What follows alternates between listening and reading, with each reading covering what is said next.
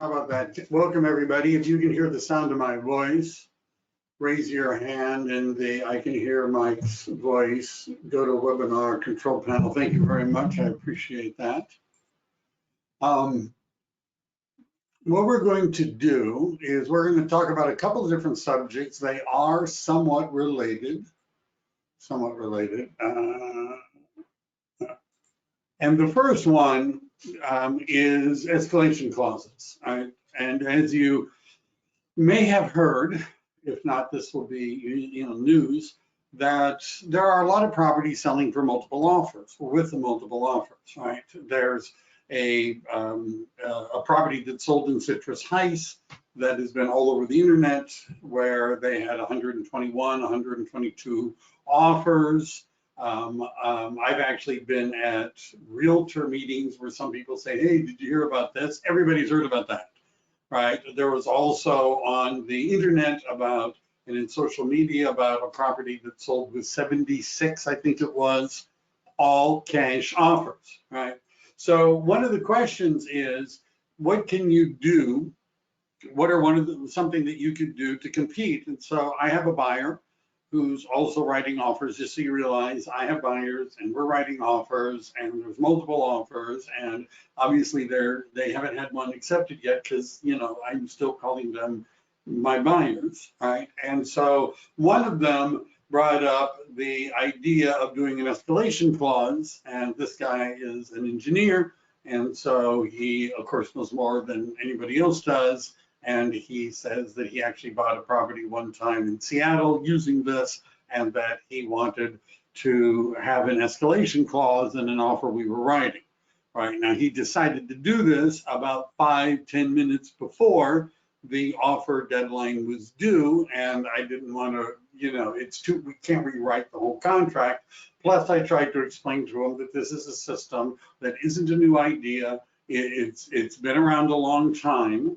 I've been around a long time. Some of you may know that my broker's license was issued back in, and it was just a long time, let's just say. And so escalation clauses, I first became aware of them, let's just say in the 1990s, right?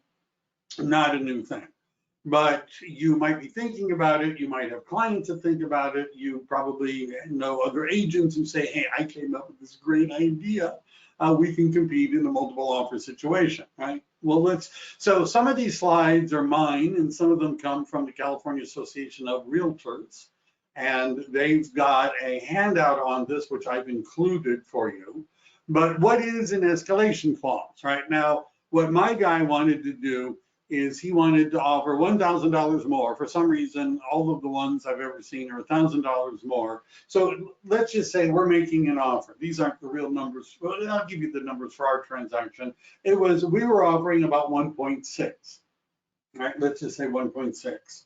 And what he wanted to do was to include an escalation clause that says he would be willing to pay $1,000 more than anyone else, but up to 1.627.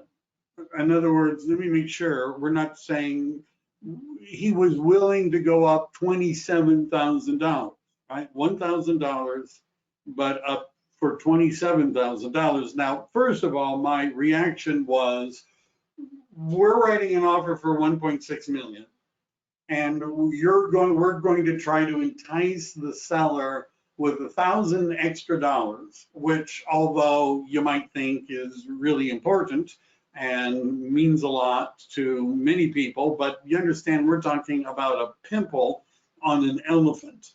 And $27,000 above that, I didn't even want to ask how we came up with that number, but it was kind of too late. Now, it didn't seem to matter. He was back and forth. Well, it would have been a better offer if you'd been able to do this, and now my offer is weak. And of course, it sold for $150,000 more than his highest number. So, didn't have to worry about that. So does everybody understand that's essentially what it is, right? It's sometimes called a relative bid. It's sometimes called a sharp bid. It's known usually in California as an escalation clause. So they're used when you want to stand out when there's a multiple offer, like you want to not make the highest offer, right? You don't want to make the highest offer you can make. You want to make something less than the highest offer you can make because you don't want to overpay, right? You don't want to overpay.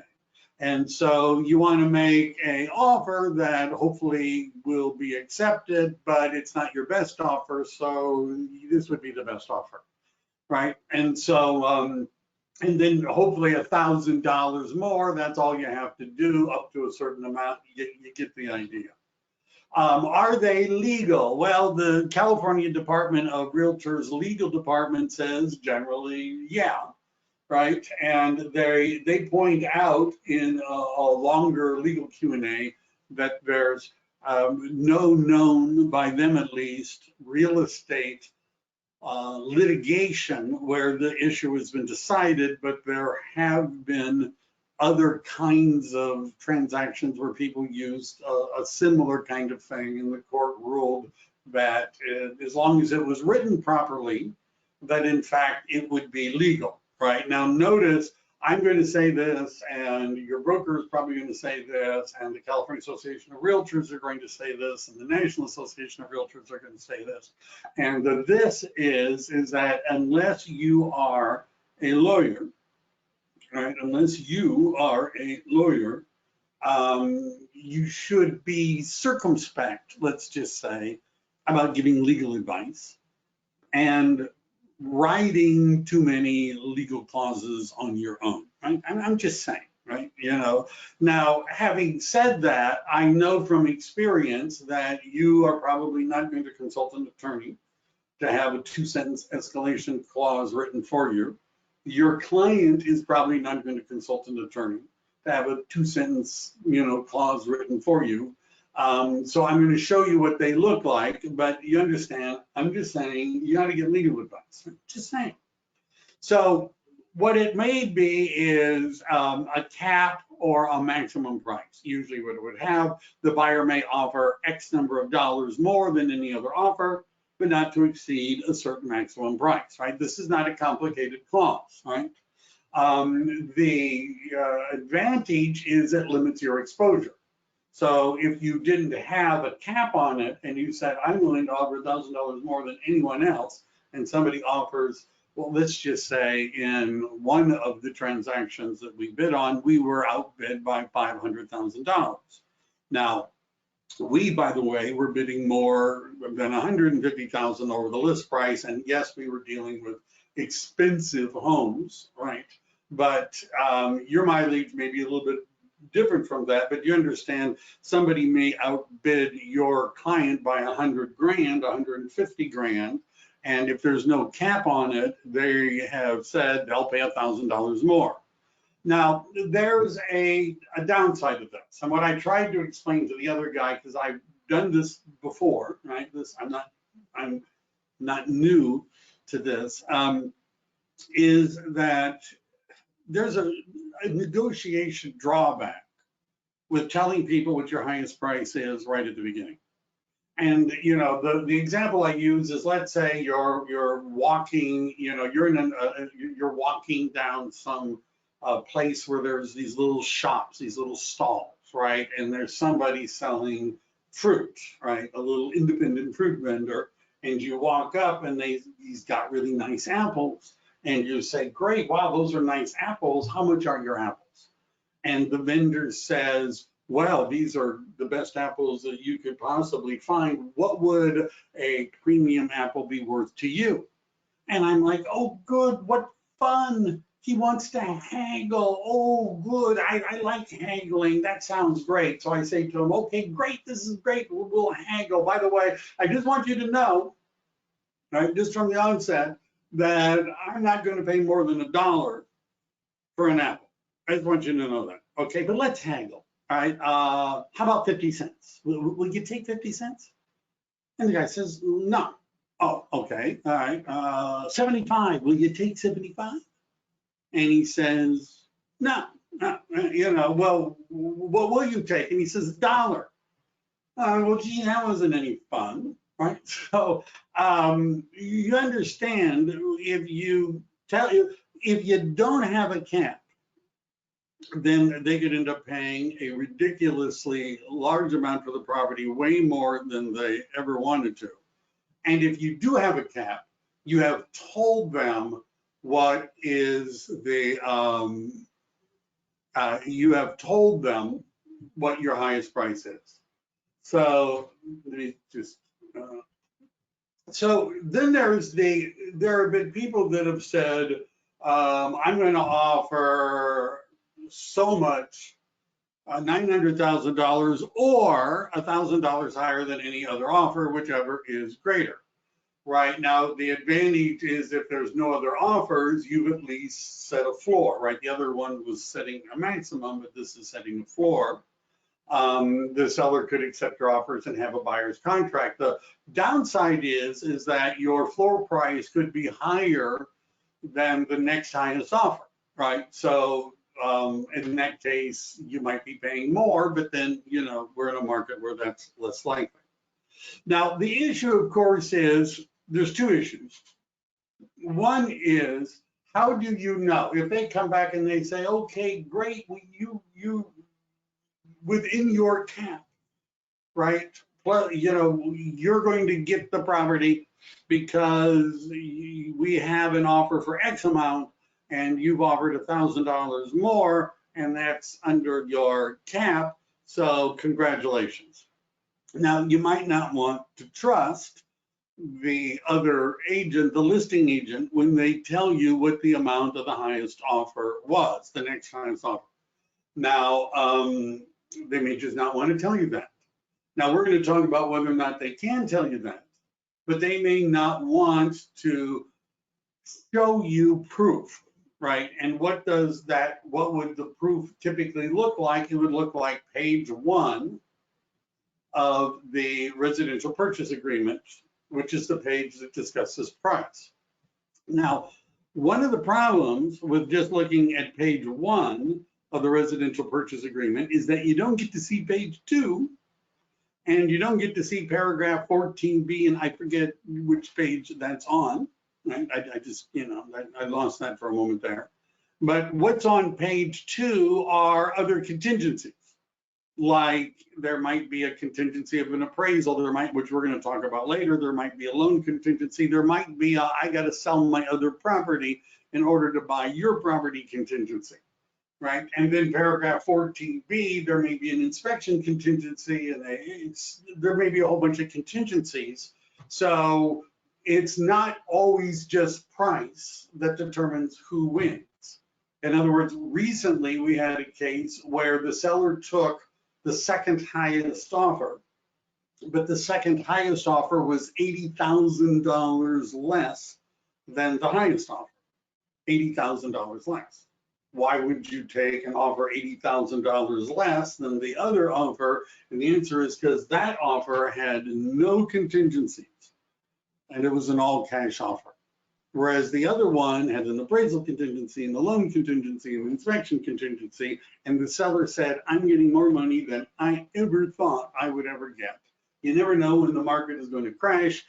I'm going to take the one that's a sure thing. Right? You understand? So even if they, so then you'd say, oh, okay, then I'm going to make them show me the whole other offer. But you see, your escalation clause isn't talking about all the terms.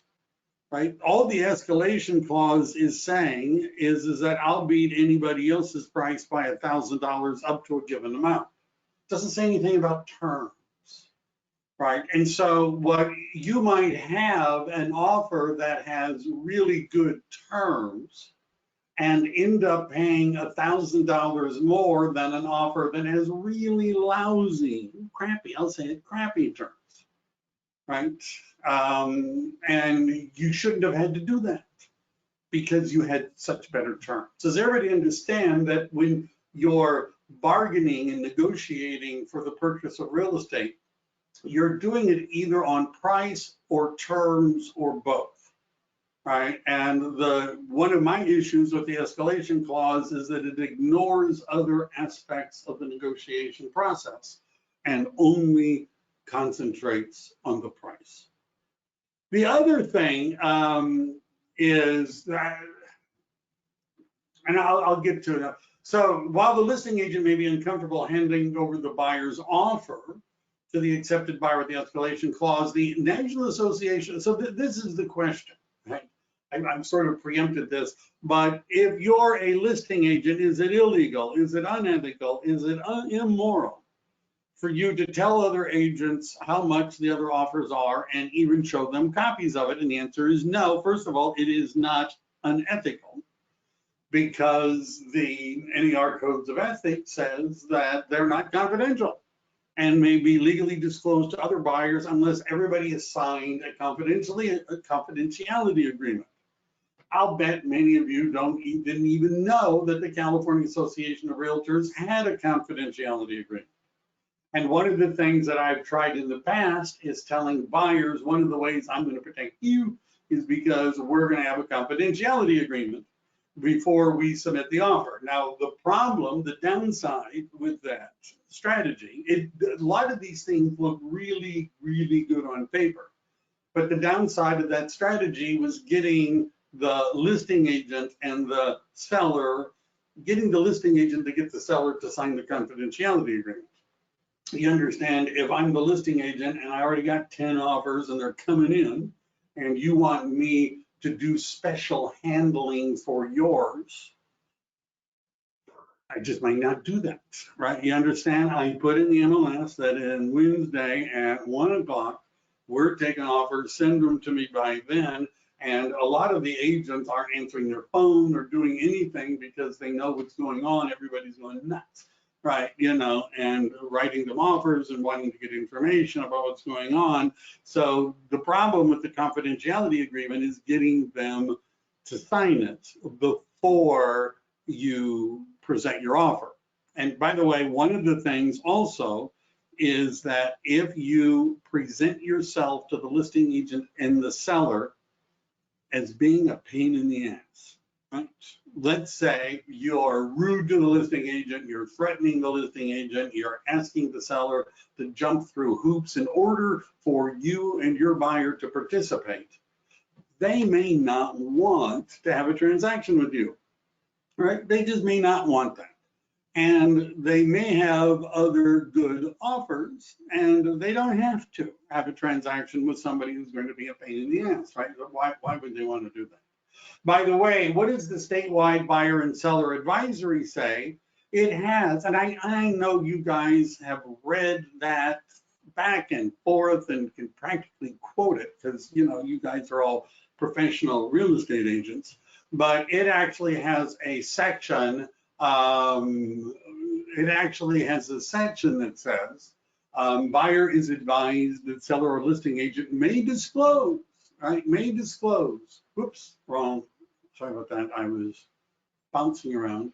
May disclose the existence, terms, or condition of buyer's offer unless all parties have signed a written confidentiality agreement. Whether such information is actually disclosed depends on many factors such as current market conditions, the prevailing price, the listing agent's marketing strategy, and the instructions from the sellers. Brokers do not have expertise in this area. Also, I'm sure you've all carefully read the PRBS, the possible representation of more than one buyer or seller. I need to put space there. And it says offers are not necessarily confidential, right? And it has pretty much the same language that you find in the statewide buyer and seller advisory. And what does the residential listing agreement say? And I deal with this all the time where I'm talking to the listing agent, and I like to give me an idea of how many offers and what the highest one is. And they're like, no, I can't do that. What you're asking me to do is illegal. It's unethical. It's immoral, right? I can't do that. I'd be turned in and the Department of Real Estate would revoke my license and they'll throw me under the Association of Realtors. I ain't breaking the law, right? Now, even though I teach real estate, I have learned not to try to teach listing agents, right? Because most real estate agents have learned real estate out on the street. You know what I mean? From other agents, oftentimes non-productive ones. And by the way, just because somebody sells a lot of real estate, that does not mean they know what they're doing when it comes to contracts and things like that.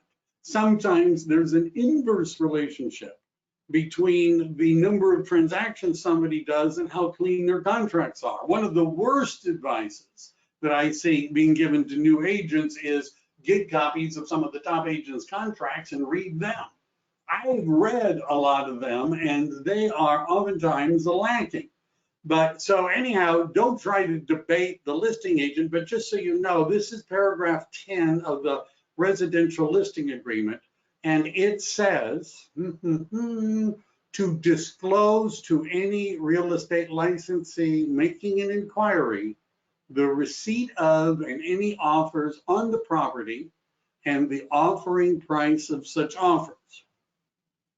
So if I'm the listing agreement, do I have the legal right to tell you and your buyer what the highest offer is, even probably to give you a copy of it if I felt like it? Do you think the average listing agent feels like doing that? Right? Do you think they feel like doing that? Right. First of all, unless you have software like I have, it's kind of difficult to just take one page of a long PDF, right? Which is the only page you're going to want to give them really is page 1, but you probably don't want to give them all of the pages of the residential purchase agreement because remember the term thing, you may not want to show them. So what will the agent do if they don't want to give it to you? And the answer is they're not going to give it to you. What will they do? Well, I know what I do, right? What if, first of all, before I get to what I would do if I were the listing agent, I've done this, by the way, as a listing agent. What happens if there's multiple offers? And this is sort of, leading into my response. Let's say that all of you, right, decide I'm going to write an escalation clause, and every offer I make, and 2 of you are writing offers on the same property, and you both have an escalation clause with even maybe the same cap. Who gets it, right? I mean, who gets it? And the answer would be typically the seller would issue a multiple counteroffer, right? Now, you should speak with an attorney. That's not the problem. Many brokers don't want you to do this at all. Let me just, before I go on to, before I go on to turn off my phone. Turn off my phone. All right, and we probably don't need to see that anymore. So let me make that smaller. All right, and then why don't we just do this for a second while we're right. So what I do is, let's say you make an offer to me. I'm the listing agent, and you made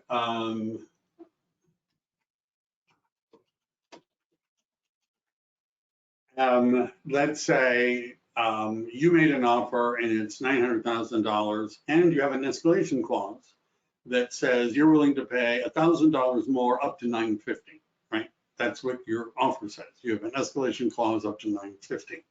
Now, a couple of things, and let's say I don't have any offers that go up to $950, right? I have an offer for $925, I have an offer for $930, but I don't have anything for $950.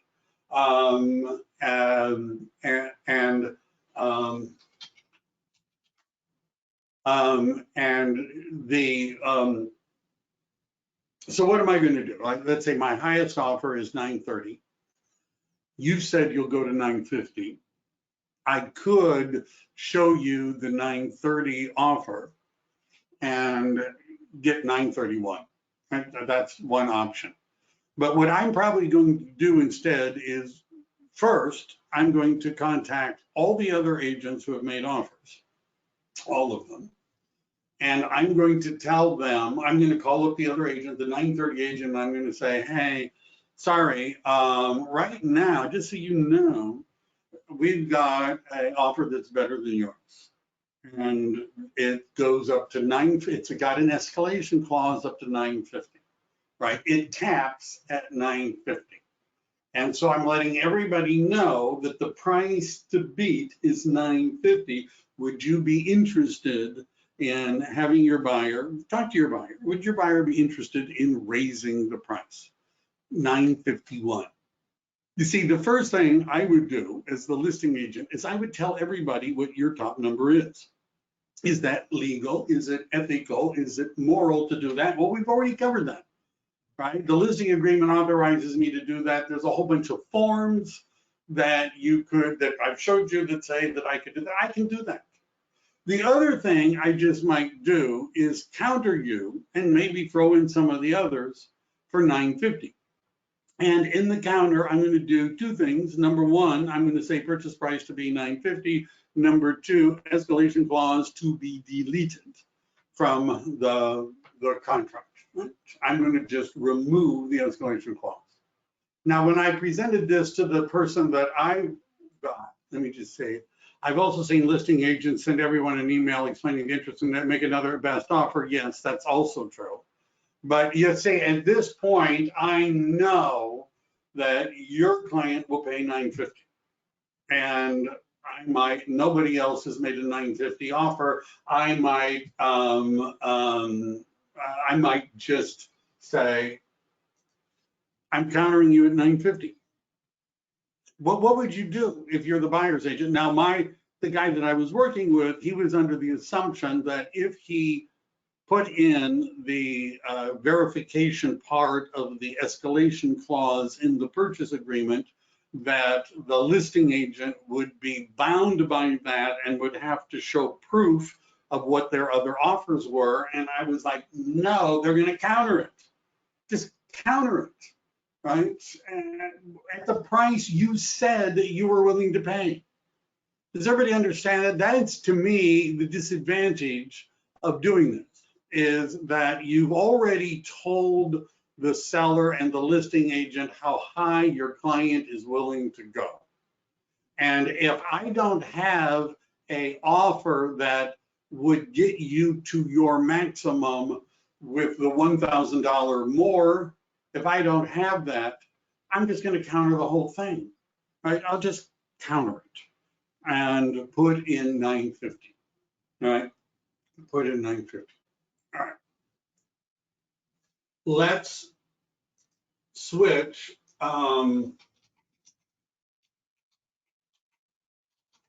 Let's switch.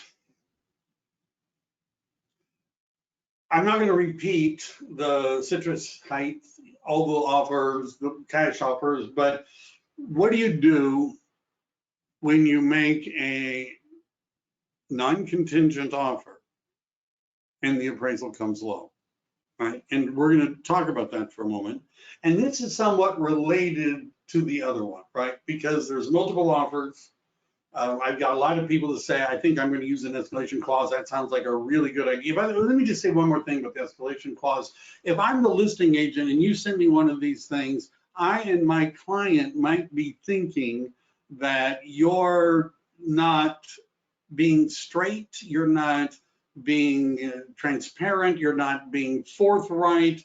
I've had sellers say, well, if they're willing to pay that much, why didn't they offer that much? You understand, you're starting to look like a pain in the ass, right? Which would make me less likely to want to work with you.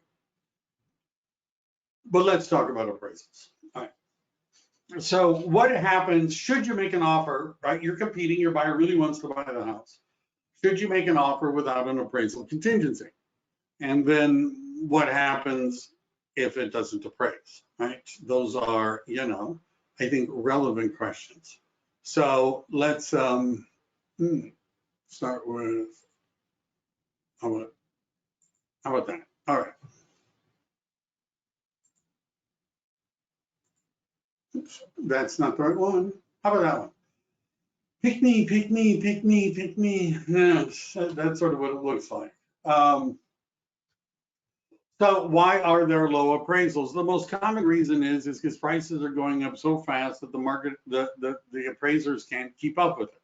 Appraisers are required to look at properties that have closed, not active listings, and not pending sales. That's what they do. They don't use pending sales, but you can, and I'll explain how Well, maybe later, maybe now, right? But and let me just explain, I'll explain why not now, right?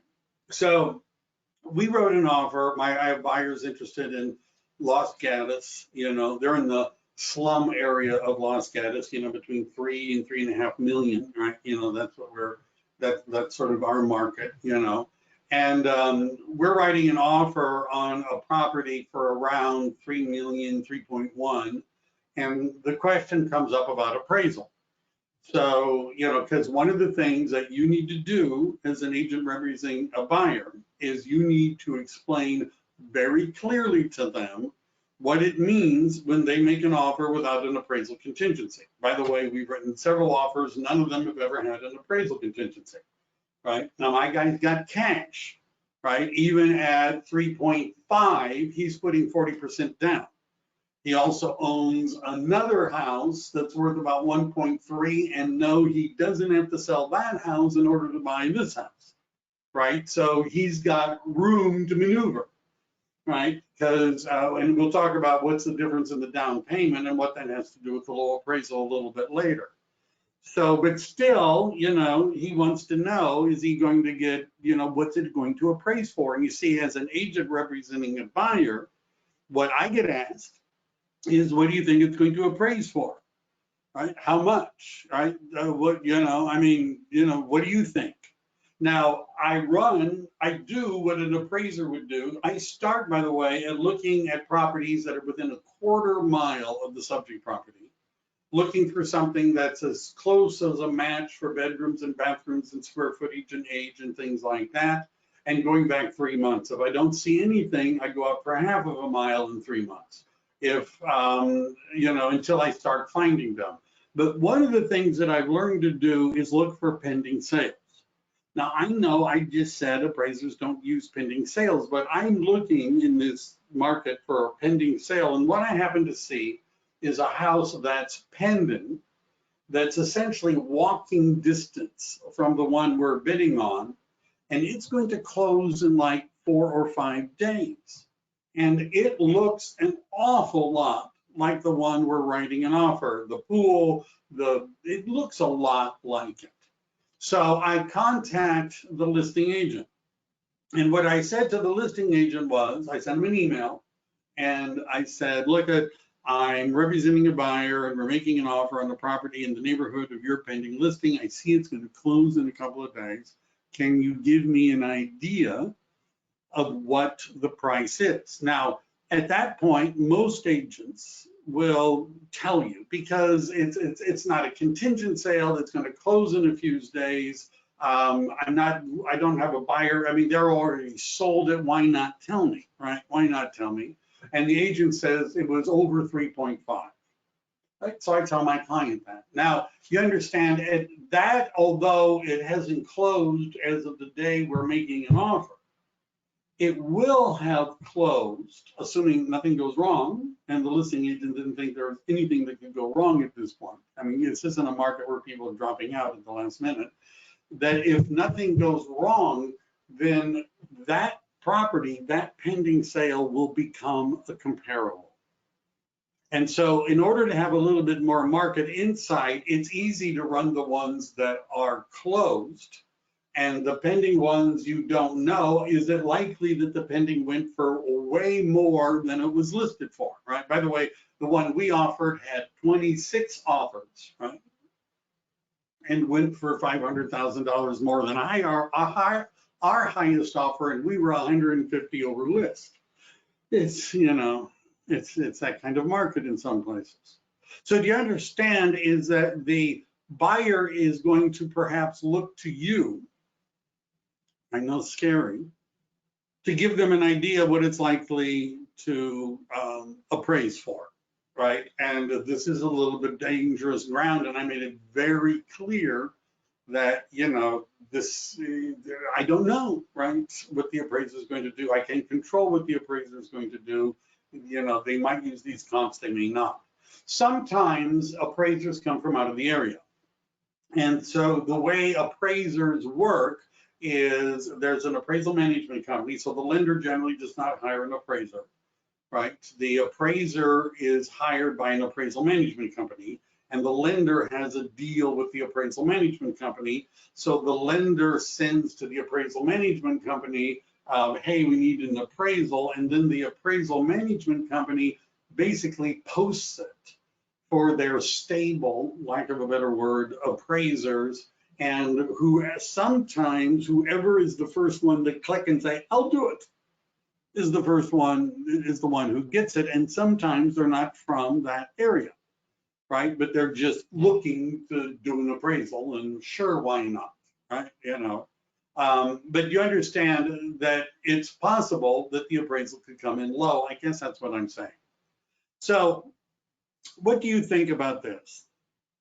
This is an agent is representing a buyer, and the agent on their own without any help wrote this clause. This contract is conditional upon the property appraising at the list price. In the event the property appraises for less than the purchase price, the buyer agrees to pay the difference. Does that sound like a good? Here, let me just, since you're a fun group of people, right? I know you are.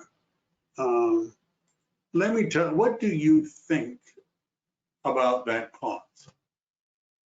What do you think, right? Do you think it's a great clause, that you suspect that that real estate agent also went to law school, and you're going to copy it and use it yourself the next time you write an offer? So far, nobody's picked that one.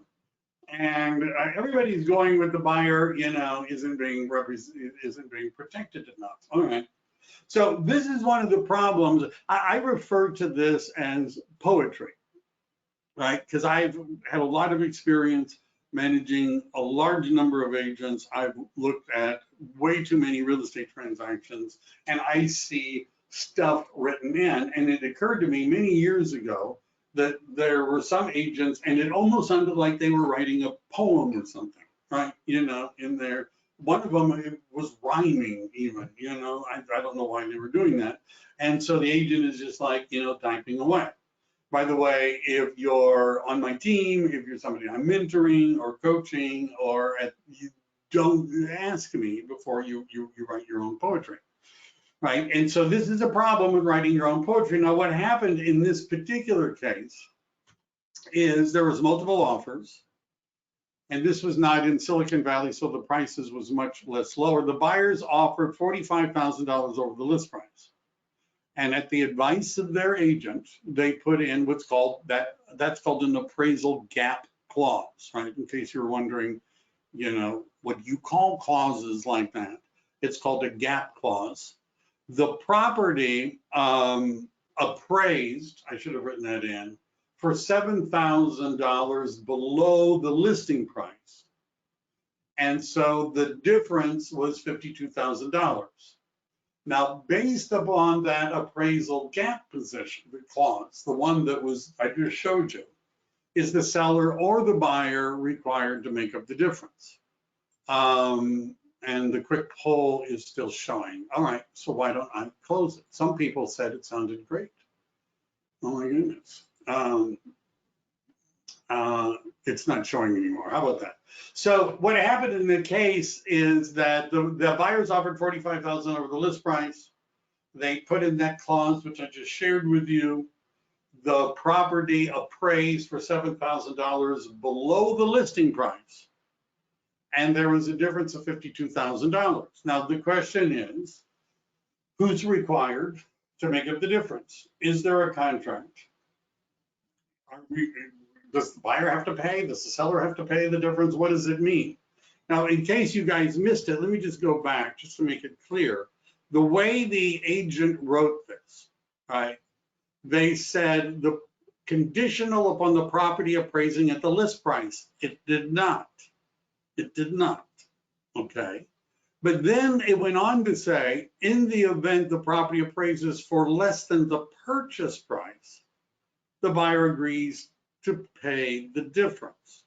Now, you understand those two sentences contradicted each other in reality. the property did not appraise for the list price, but there was a big difference between the purchase price and the appraisal. So options would be anything from the list price to the purchase price. The buyer has to make up and the seller has to do the difference. Or the buyer can cancel the contract. Do you think the buyer can just cancel the contract based upon the first sentence? What do you think? And by the way, if you want to know what actually happened with this, we don't know for sure because lawyers have been called on both sides and they're litigating it. That's all. So you don't want to be there. Does everybody understand the issues? Now, one of the things that I've had people say was, well, why don't we remove the appraisal contingency, but we'll keep the loan contingency. And then if it doesn't appraise, then the lender won't want to make the loan, and then we won't qualify, and then therefore we can get out because it didn't, because of the loan contingency. Well, there's a couple issues here. First of all, notice what it says. This is from the residential purchase agreement, page 2. It says about loan contingency, if there is no appraisal contingency or the appraisal contingency has been waived or removed, then failure of the property to appraise at the purchase price does not entitle buyer to exercise the cancellation right pursuant to the loan contingency if buyer is otherwise qualified for the specified loan. The buyer's contractual obligations are not contingencies of this agreement. In other words, deposit, balance of down payment, and closing costs, not contingencies. So I had a listing at one time where a buyer's agent had done this, and it didn't appraise, but they didn't have appraisal as a contingency, and they had a loan from a real lender. I'm not putting down lenders, but it was like a Bank of America, Wells Fargo, Chase, a Golden One Credit Union, Key Point. It was a real lender, not a mortgage company, right? And so they had 35% down. Now, I happen to know that the difference between 35% and 30% in terms of loan terms is virtually non-existent, right? You understand, going from 10% to 20%, the loan terms change. Going from 20% to 25% down, the loan terms change. But going from 30 to 35, the loan terms do not change, which means that I know that buyer could probably get a loan for a greater percentage of the value than they wanted to by adjusting. Instead of having 35% down, they're going to have like 33 or something like that percent down. Right? So the agent wants to get, and I said to him, prove to me, get your lender to write me something that says your guy doesn't qualify anymore. Right? Do that. See if you can do that. Right? And they couldn't do that because the buyer qualified even at the lower appraisal amount. Let's see. Is the buyer required to furnish evidence of loan denial from the lender to prove the loan contingency was not met? That is a very good question. If you want to get, the answer is only if you want to get your deposit back, right? Only if you want to get your deposit back. There's a clause in the residential purchase agreement that says, in relation to removing contingencies and any other matter, that both the buyer and the seller have to act in good faith, right? Which means that if you, see, there's two problems with this. Number one, you're making an offer with a loan contingency, and in a multiple offer situation, that's not good. Let me just start with that, right? It's not as bad as the appraisal contingency, but it's still not good, right? It's still not good. And when you say, hey, we weren't able to get the loan, I, as the listing agent, may ask you to prove it, right? Show me the letter, email that you received from the lender that said you were not qualified. Right now, you already sent one that says you were pre-approved. Show me something that says something's happened such that you're not qualified. And if you can't do that, then you don't get to use the loan contingency as an out. And I'm not going to release your deposit. In that particular case with the appraisal and everything, I wouldn't release the deposit, right? And they were saying, you got to give us our deposit back. I'm not giving you the deposit back, right? They had a lawyer call me. Now, in a different lifetime, I went to law school, which means that I'm not an attorney, but I worked for a company that gave courses to lawyers and things like that. But the point of that is that at the offices that I worked at that time, I was the guy, I was the vice president of the company, and I was the guy that got to talk to all the lawyers because the president didn't want to, right? You know, plus, you know, I knew more than he did. Why not let me? So the lawyer calls to threaten, right? And I'm like, look, if we sell the property for the amount of what your client offered or more, I'll release the deposit. But if it goes for less, we're not going to release the deposit. Let's see, do you want the property to be tied up in litigation, however? Yeah, go ahead, sue us. After you remove the loan, and all removed, and your buyer loses his job, can you get your deposit back? The answer is no, I'll get to that. Tied up in litigation, what are they going to do? Right, they just want their deposit back. And what it says in the residential purchase agreement, they may have hired a lawyer to threaten me. And by the way, a lot of lawyers over the years I worked there called and threatened me, right? I'd gotten kind of numb to it. What does the residential purchase agreement say? And it says that any dispute would have to be settled either in small claims court or it would go through mediation and arbitration. Let's do it. Let's do it. I've been there, right? Representing the company, not on a personal transaction, but I've been there. Let's do it. You know, we have a lawyer too, you know, if that's what you want to do. And then the agent, so, you know, the reason that they hire a lawyer is to bully the other side into releasing the deposit. I wasn't going to release the deposit. Then the agent called me up and said, well, you won't be able to sell it to anyone else because we have escrow and escrow is still open. And because of that, the escrow company won't allow you to have two escrows on the same property. And I said, I've already opened escrow at another escrow company and we're going to sell it to somebody else. And I'm not going to tell you who the other escrow company is, and I doubt you'll be able to find out. So when we sell it to somebody else for the amount or greater that you're offered, we'll release the deposit. Eventually, they agreed to buy the property anyhow. How much does it cost to go through the mediation?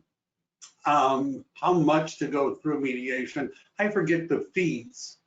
But it was, you know, everything costs thousands of dollars. It's been a while since I was in mediation. By the way, I explain this to my clients. What's the difference between mediation and arbitration? If you cannot be on another, isn't it that you can be in, you can open escrow on with another escrow company. You think they care? Call a different escrow company and say, hey, I'd like to open escrow. Okay. You know, now the buyer can't stop us from selling the property to somebody else. And we can close. Yes, the question I was asked is, what about, can you close even if you have their deposit in another one? As soon as we would get into contract for a price equal or greater to the one that we were in contract with. As soon as we did that, we would release the first escrow, because as soon as I got the earnest money deposit from the second buyer, I would release the deposit of the first buyer. But you need to understand, what does the contract say, right? And I wasn't going to go into this, but there's a paragraph called Liquidated Damages. And what it says is that the amount of the damages is not easy to ascertain, and that should the buyer breach the contract, the damages would be the forfeiting of the buyer's deposit up to 3% of the purchase price. Right? That's what the contract says. And the buyer, if the buyer can't prove that they had a legitimate out, and we go to mediation, right? And mediation, by the way, is like marriage counseling. You don't have to do what the marriage counselor suggests. Right? You don't have to. Arbitration is divorce court, right? You have to do what they say. And it also says in that paragraph that talks about what happens with the deposit and the contingency, it says that if one of the parties acts in bad faith and doesn't release the deposit to the other side when they should, in addition to losing their deposit, they would also lose $1,000 as a penalty. It also says in the residential purchase agreement, in another paragraph, that should we go to arbitration, mediation, and that sort of thing, that the losing party has to pay the winning party's attorney's fees. So you understand this, there's a lot more, let me get back to that. So there's a lot more money involved than just the deposit. We had one recently where they just decided not to buy at the last minute. They wanted half the money back. They wanted all the money back. I helped the agent and I wrote an email to the other agent saying you aren't going to get anything back.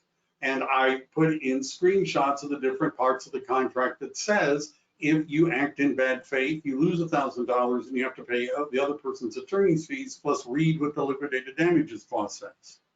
So a lot of times they'll say, well, we're going to litigate this, go ahead, right? They don't probably mean it because it's very expensive to do. And if they don't really have a legitimate claim, they're going to not only lose their deposit, but maybe $1,000 and maybe attorney's fees. So then another question, you're a very questioning group. So do the buyer get all the deposit back, or the buyer agent and the buyer and agents? But if we give them the money back, so the residential listing agreement says, right, this is a clause that you may or may not know is there. The residential listing agreement says that if the buyer backs out, no fault of the seller, and that the seller retains the deposit. This is what the residential listing agreement says. It says that the seller has to split the deposit with the listing agent. Has to split the deposit with the listing agent. Now, I've never known a listing agent to get half of a deposit. So what I'm saying is, some people are saying they're confused. And no, the brokers aren't mediators. Mediation is handled by an approved mediator, which is usually a retired lawyer or judge that does the mediation. And somebody asked about the status. Yes, I changed the status back. And then I'm sorry if I'm confusing one of you. Let me just see if I could wrap this up. If you do not have an appraisal contingency, or you don't have any contingencies, let's just say that you don't have any contingencies, and your buyer wants to cancel the contract, the buyer could lose their deposit. Right? I'm just saying that. The buyer could lose their deposit, not half of the deposit, not a third of the deposit, but all of the deposit. That up to 3%. That's what the residential purchase agreement says. Liquidated damages, buyer cancels, buyer does not have legal grounds to cancel. They could lose their deposit up to 3%. Now, it doesn't say what if they lose their job. It doesn't. I've had a client the day before escrow was closing was laid off by Cisco, and that Cisco was laying off was actually, on the news, and the underwriter re-verified employment, and he was on the list to be laid off, and they took the money out of escrow. So one of the things that your buyer needs to understand by making a completely non-contingent offer is that if they lost their job, somehow something happened where they cannot complete the contract, they could lose their deposit up to 3%. Why do listing agents want a 3% deposit? Because that's the most that the seller can keep if the buyer defaults, 3%. You could give them 10% as an earnest money deposit, but they have to give you back 7%. They can only keep 3%. That's in the California Civil Code. So your job as an agent representing a buyer is to explain to them, and there's a form called the Market Conditions Advisory, where it goes through what does it mean to make an offer without a loan contingency, an appraisal contingency, or an inspection contingency. And that's a form that you probably have clients sign, but you and they may have never read together. And it explains that they are risking the loss of their deposit. One way to look at contingencies is like having an escape hatch, right? And you're in a boat, and the waves are rough, and the boat is sinking, and you need to get out of the boat. If you don't have an appraisal contingency, that escape hatch is nailed shut. If you don't have a loan contingency, that's nailed shut. If you don't have an inspection contingency, that is nailed shut. And by the way, lawyers will say, and I've actually told clients this is what I would say to clients. Real estate lawyers recommend that agents allow you to make contingent offers, contingent on the appraisal, loan, and everything else, and that you lose the deal enough times that you self-discover that the only way to compete in a multiple offer situation is to make a non-contingent offer. That's what I've been advised to do. Now, do you want to follow that advice and write some offers and have them turned down, or do you want to make a non-contingent offer? But you need to realize that a non-contingent offer means if it doesn't appraise, you have to make up the difference, right? It means that if you don't have an inspection contingency, and you've discovered something wrong with the property, you still have to buy it. Now, before you're saying, well, this is not fair to the poor buyers, if you represent the seller, does the seller suffer actual damages by having the contract fall apart in the last week or so? Or even, yes, they have to put the house back on the market, they may have made other plans, you understand there are actual damages. How do we get the money from the seller if the seller backs out? So that's a different question, right? What happens if the seller backs out? Now that's a good time to talk to a lawyer, because there is and if you're interested in a diagram, I haven't put this together, but if you would like to talk about this sometime, because you're still confused, let's make an appointment. I'd be happy to explain it to you a little bit slower. I was focusing on the appraisal thing today. There is no clause in the contract that says the seller can just change their mind and sell it to somebody else for more, right? And yes, just reach out to me. Just send me an email. Why don't we talk, right? And one of the things, if you're a new agent, is I specialize in helping new agents. We should talk. So the contract doesn't say that if the seller gets a higher offer, they can dump you and go with somebody else. It doesn't say that. If you're representing a buyer and the seller tries to do that, you would talk to a real estate lawyer, because there's a suit called specific performance, which would force the seller to go through with the transaction. And in that case, what the lawyer would do is record something called a lis pendens, L-I-S-P-E-N-D-E-S, which basically stops the sale of the property, right? Just stops the sale of the property. But I'm not giving you legal advice. I'm just saying there isn't enough for the seller. All right, so what happens if you remove this is what the market conditions advisory, and yes, reach out to me if you're interested in talking about this. What does the market conditions advisory say? This is what it says about appraisal contingency. It says, as a result, if you do not purchase the property and you've removed your appraisal contingency, you may be legally in default under the contract, and you could be required to pay damages to or forfeit your deposit to the seller. The seller is not obligated to reduce the purchase price to match the appraised value. Not obligated. What does the RPA say? It says that the agreement is contingent upon the purchase price. If you check that box is not, then you don't have an appraisal contingency. Now, what some agents do, which is rather than removing the appraisal contingency, I was at a real estate meeting and one of the agents was saying, I want to commend so-and-so who's a buyer's agent, because her buyer made an offer on my listing and it appraised for $50,000 less.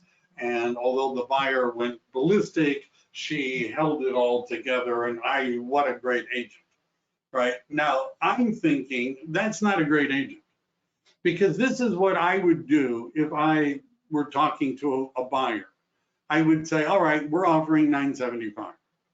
I've been looking at the comps and things like that. It may not appraise for 975. If it appraises for only 950, that's $25,000 different from what you're offering and what the appraisal is. You need to understand that without an appraisal contingency, that you're required to make up that $25,000 difference in cash. And you need to say, I'm talking about over and above your down payment.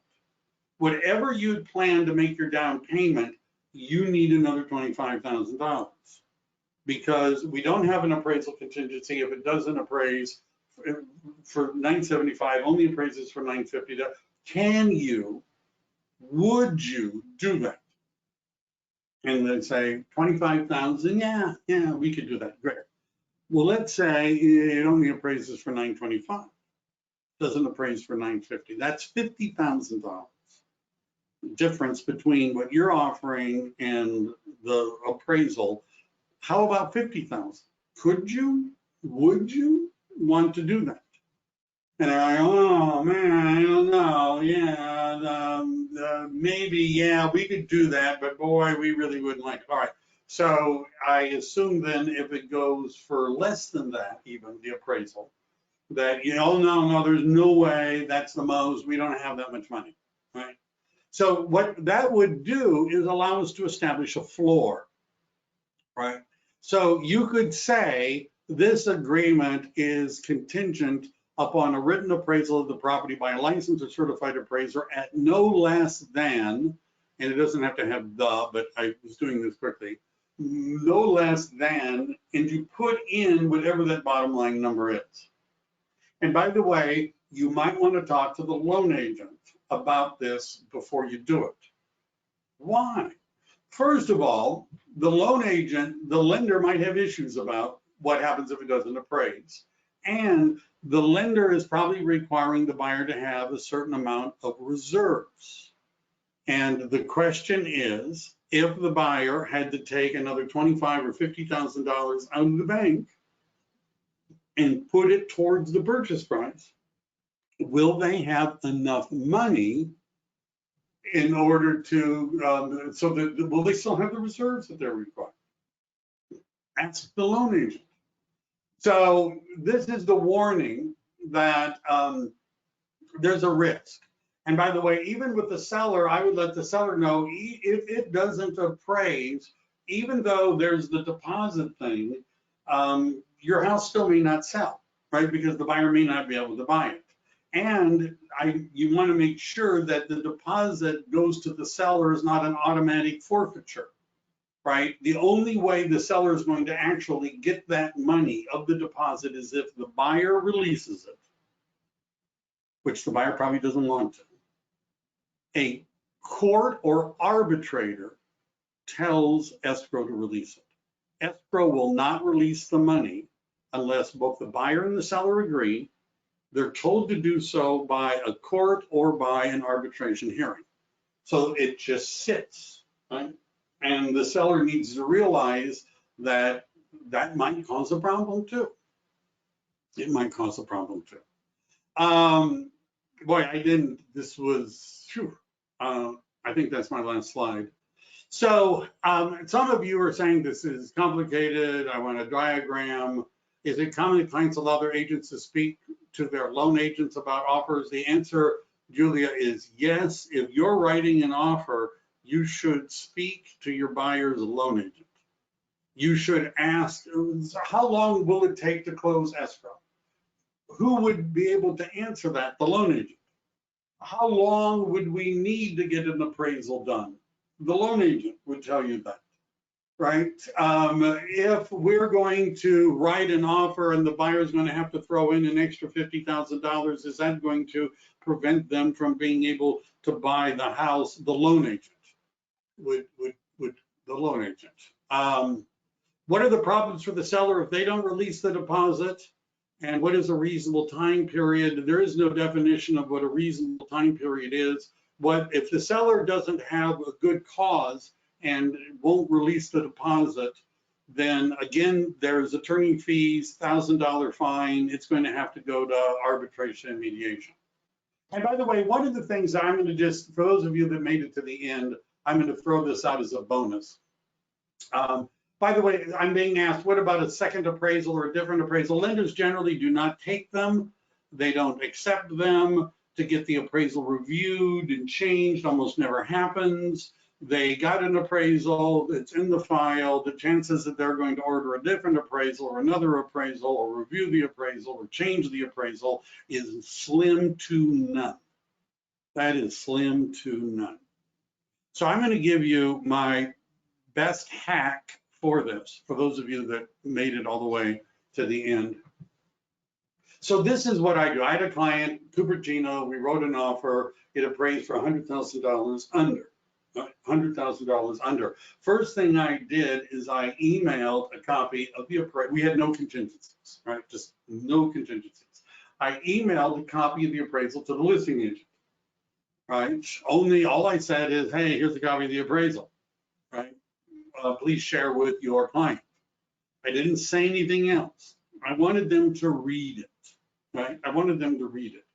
Finally, the listing agent called me and said, so you don't have an appraisal as a contingency? And I said, yes, but now that I've given you a copy of the appraisal, now that I've done that, that becomes a transaction document, right? It's part of the transaction history of this property. And if you put it on the market and you're going to sell the property to somebody else, you're going to have to show them a copy of that appraisal. And he said, I will deny I ever received that. And I said, I got tracking software. I can prove you got it. Now, we ended up splitting the difference. And I just want you to know that not everything I just said was entirely accurate. I'm just saying. If you read the residential purchase agreement, and it gives a list of all the documents the seller has to give to the buyer, and appraisal is not on that list. And that's because it's not considered a material fact. It's simply an opinion of value. But most real estate agents haven't read the residential purchase agreement nor thought very hard about it, right? Not really. They know how to fill it out, but they never really read it. They certainly have never read the paragraph. They've never done that. So most of the time they'll just say, and so my point was, you're going to have to deal with the fact that this property doesn't appraise. You can either deal with us now, or you can deal with it the next time you have a buyer, because what do you think it's going to do to future offers if you show them that it didn't appraise? Now, the reality is they don't have to give copies of the appraisal to future buyers, but the listing agent didn't know that, right? And we split the difference. Yes, you could open up with a different lender and get another appraisal, but it may not change the appraisal, and you got time problems, right? You got time problems. So as you can see, this can become complicated, as some of you have already noticed. And I do work with agents. And what that means is if you would like somebody to really help you, somebody who knows what they're doing, right, and can help you with your transactions and help you with writing clauses and dealing with the other agents and doing all that sort of stuff, reach out to me. It's what I do. Right? It's what I do. I coach agents. I work with agents. And how much? Reach out to me, all of you that are, all of you, if you're interested in just let's talk. Right? Let's talk. All right. Great. Thank you guys for staying through it. Next time I'll do the appraisal one for the whole hour. And I do a class on contingencies, which I'll probably be coming up again. But I would love to work with any of you that are interested. Let's talk. Have a great day. Stay safe. Stay safe out there. All right. See you guys later. Bye.